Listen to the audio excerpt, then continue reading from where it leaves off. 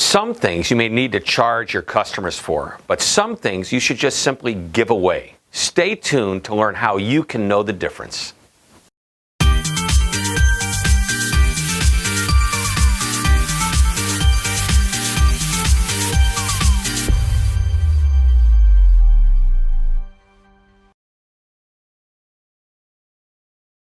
Hi, Shep Hyken here, customer service and experience expert, and today I'm going to talk about how nickel and diming your customers will drive them away. Now, I recently planned a small 2-day meeting for about 25 people, and this was the second year for this meeting.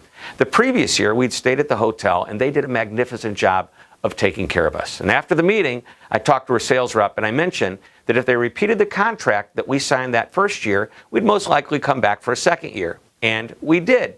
But in looking over that final contract for that particular stay at the hotel, there were a few minor changes from the year prior. Now, most of those were due to slight increases in the room rate and the food cost. And I expected that this might happen, and I was totally fine with those. However, there was one change in the agreement that was unacceptable. The year that we stayed there earlier, the first year, the hotel gave us free internet service for our attendees. And this year, they wanted to charge us for it. Now, asking for free internet is a common negotiation. So the hotel decided to go into negotiation mode at that point. They came back and said they would only charge $75 for everyone to have internet access in the meeting room. Now, this was pretty reasonable, except I made it clear that I wanted the identical terms as the year before. So her sales rep said she would go back to her leadership team and ask them to honor last year's contract terms. Now, she came back and said they reduced the cost to us to just $25.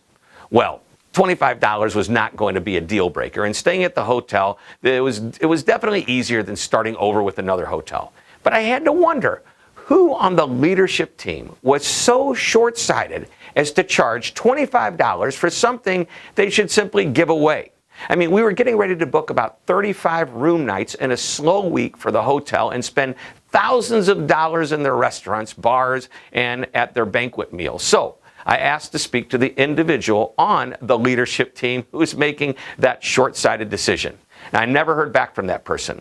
When I arrived on the property at that meeting, my very nice salesperson met with me, and she again profusely apologized for the small internet fee. And it really wasn't her fault, but I still wanted to get the explanation from the person who made the decision. I candidly told her that a little nickel and dime charge of $25 might have me looking at other hotels in the area next year.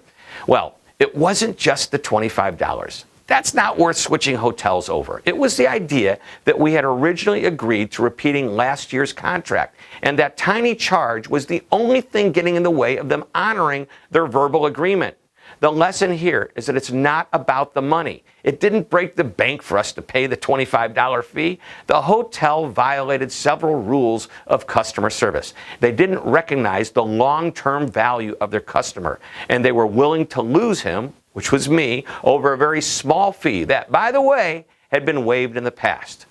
They changed the rules in the middle of the game when they didn't honor their agreement of same as last year, even though it was just for $25.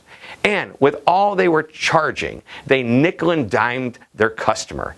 In their eyes, they could see only the money that they were earning rather than all the money they could potentially lose when we decided to go elsewhere the next year.